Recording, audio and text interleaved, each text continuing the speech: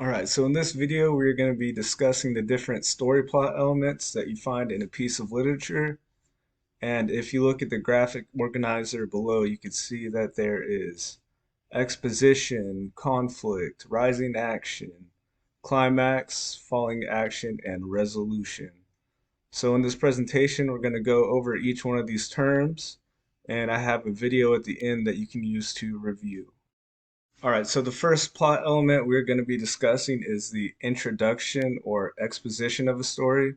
And it's during this part of the story that the story setting, mood, main character, supporting characters, and the time that the story is set in is introduced to the reader. And then the reader also learns about the main conflict or just several conflicts that the main character will face throughout the story. So the next plot element we have is conflict. And the conflict of the story is the problem, crisis, challenge, dilemma, or obstacle presented to the main character. And throughout the course of a story, that main character could be faced with several different conflicts. And down below, we have a few different examples of the type of conflicts that a character could face throughout a story.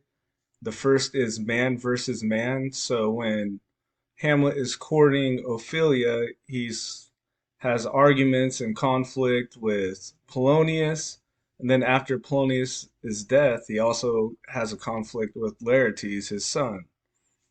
And then Hamlet also faced a conflict versus society when he was trying to understand how a society could allow Claudius, the murderer of his father, to take the throne and marry his mother Gertrude. And another type of conflict is man versus self. So in Hamlet, he's constantly dealing with the morality behind killing his uncle to avenge his father. He wants to, he just doesn't have the mental strength. He fears going to hell and other negative consequences. And also, he has to deal with his emotions towards his mother because he's kind of disgusted by the how fast she married his uncle, and just he constantly goes back and forth with his emotions throughout the play.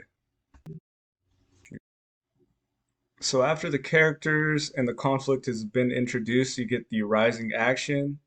And to simplify it, the rising action is just a series of events that build up to the climax. So it's also different, these different events are usually the main character trying to address the main conflict.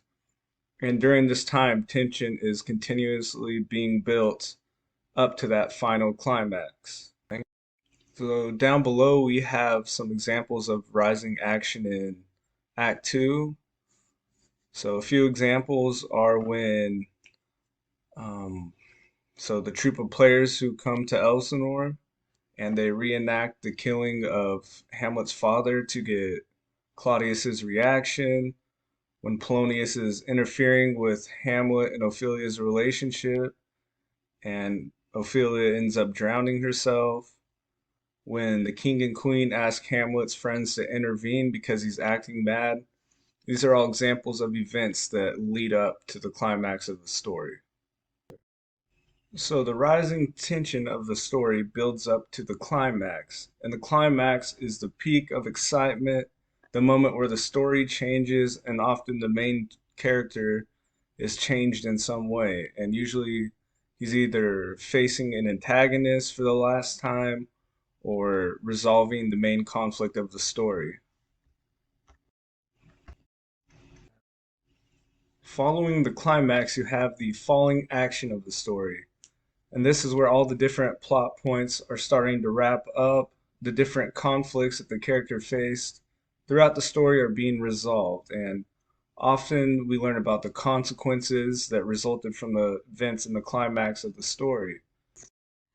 In the story Hamlet, the falling action occurs after the killing of Polonius, after he accidentally kills him behind the curtain, and this sets up a series of events that leads to the resolution of the play. So following Polonius's murder, Claudius, the king, exiles Hamlet from Denmark and then begins plotting his murder secretly. But on the way to Denmark, Hamlet meets with Fortinbras, one of his friends, and gets inspired to return to Denmark to complete his revenge. This leads us to our final plot element, which is the resolution. And the resolution of a story is the end. It's the plot's end. It's where all the events, all the conflicts are wrapped up and we learn about the outcomes of different characters.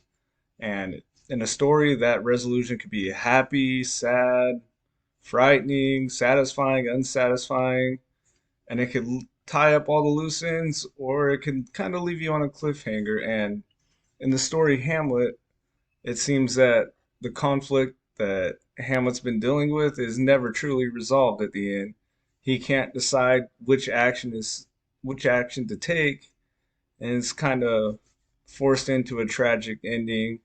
And almost all the characters are dead, and nothing has really been solved. So there's a lot of different ways that a play can end, but that play's ending or that story's ending is a resolution. All right, before introducing the video, we'll go over these terms again real quick, briefly.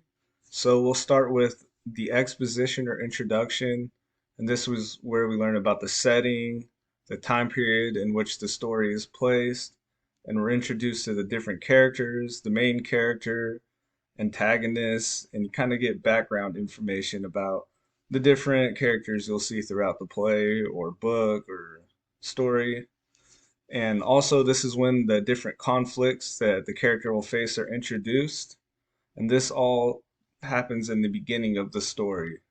So, after we're introduced to the characters and the different conflicts, you have the rising action, which is the buildup of tension, the different, attempts the main character makes to solve these conflicts build up towards the climax where all this tension is built up and is released.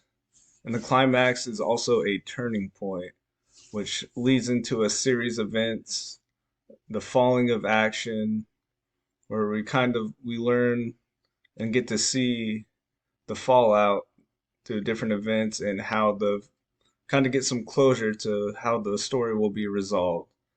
And when the story is resolved, that would be the resolution. So we learn about the outcomes of the characters, the last plot elements, the last plot events are wrapped up, and we get a final outcome. For additional review of the plot elements we covered in this presentation, I have a video from Khan Academy that goes over the same terms and uses the same graphic organizer. So that could be a helpful resource. It has multiple examples for using different stories that you may have heard of, that gives you examples of introduction, rising action, climax. So go ahead and check that out.